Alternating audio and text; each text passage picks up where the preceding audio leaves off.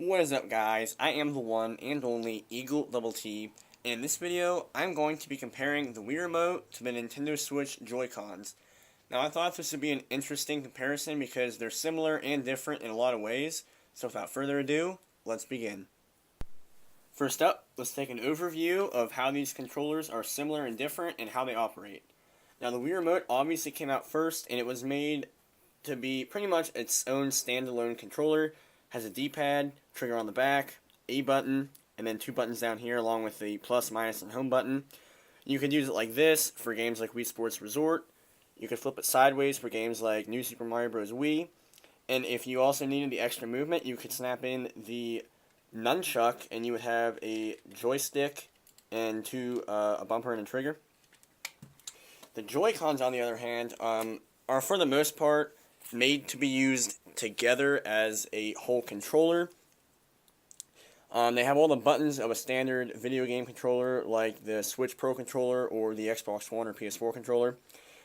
Overall, they work well. They are a lot smaller than the Wii Remote, so I don't think they're quite as comfortable. However, they do get the job done, and I do like how you can use them both kind of like in unison as a whole controller. While with the Wii Remote, it is kind of awkward because for some games you need the nunchuck. Other games use the Wii Remote as a standalone controller without the nunchuck. And while I do like that, at the same time, I do like how the Joy-Cons are used pretty much in unison. Next up, let's take a look at the comfort of these controllers. Now, as I said a minute ago, the Wii Remote is a good bit larger than the Joy-Cons. The Joy-Cons are more so flat than anything. But I do think that they're fairly comfortable, and I do like the rounded edges. However, if you have big hands like I do, it is a little bit awkward to use at times. Now, the Wii Remote, I think it's a lot more comfortable personally. It's a lot bigger. It's more rounded, so it fits my hand better. Same thing with the nunchuck. Even the nunchuck is considerably bigger than the Joy-Cons. Much fatter. You know, it's more of a grip. A lot more comfortable, and I do like the Joy-Cons. I think they are fairly comfortable, but the Wii Remote is definitely more of a pleasure to hold. Coming up next, we have features. Now, the Wii Remote, its obvious best feature, most notable for, is the motion controls. That was kind of the big selling point for the Wii. They do work quite well, and I think that they do deserve more credit than what people give it. I never really had a problem where the motion controls didn't work the way I wanted them to, especially if you have the Wii Motion Plus on, which you just plug into the bottom down here. The motion controls do work well. It also has a speaker in it, which is something the Joy-Cons don't have, and it has just standard rumble. The Joy-Cons have HD rumble in them, which is fairly precise, and I do like it a lot.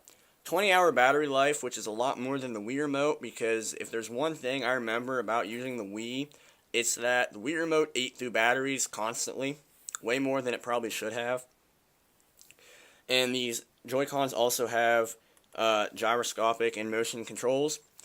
Now, I can't really tell you which one of them has more precise motion controls, because I don't have any games for my Switch that utilize the motion controls, and I always use my Pro controller anyway.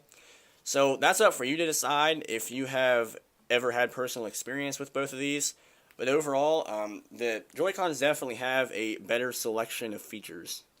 In the end, I think it all comes down to pretty much personal preference, because both of these controllers, they can hold their own in their own respects. Like the Wii Remote, I do think it's a lot more comfortable.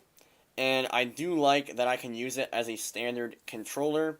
You know, for like New Super Mario Bros. Wii, I like being able to just hold it sideways and use it as one controller.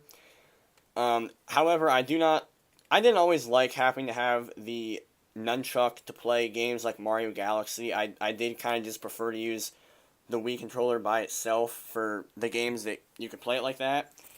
I guess that is the good thing about the Joy-Cons, is that there is two of them. So even though for a lot more games you have to use both of them, you do have pretty much two identical controllers that do have all the button layout of the Pro controller and the DualShock 4 and Xbox One controller, and they are packed with a lot more features than the Wii Remote. So I think they can both hold their own in their own respects. Like the Wii Remote is more comfortable, I think. The Joy-Cons have more features. And in the end, I think it just comes down to personal preference. If you enjoyed this video, please leave a like, subscribe if you have not for more video game related content. And I am the one and only Eagle Double T signing off. Goodbye.